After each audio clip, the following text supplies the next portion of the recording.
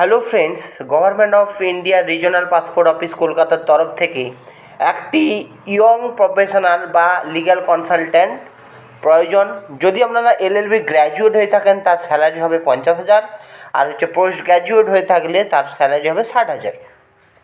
এবং আপনি যে অ্যাপ্লিকেশনের ফরম্যাটটি কীভাবে পাবেন, এই যে ওয়েবসাইট আছে www.passportindia.gov.in, এই ওয়েবসাইটে গিয়ে কিন্তু আপনারা অ্যাপ্লিকেশনটি ডাউনলোড করে নিতে পারবেন।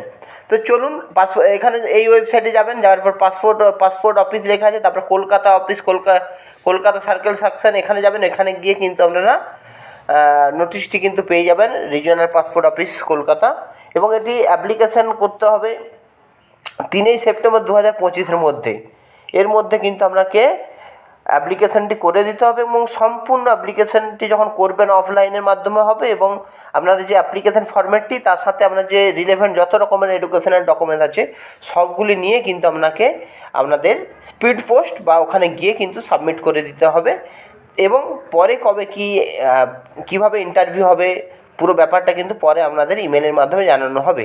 তো এই ছিল government of West Bengal regional passport অফিসের একটি বিজ্ঞপ্তি। ভিডিওটি ভালো লাগলে লাইক করবেন, কমেন্ট করবেন এবং আমার কেরিয়ার পয়েন্ট চ্যানেলটি সাবস্ক্রাইব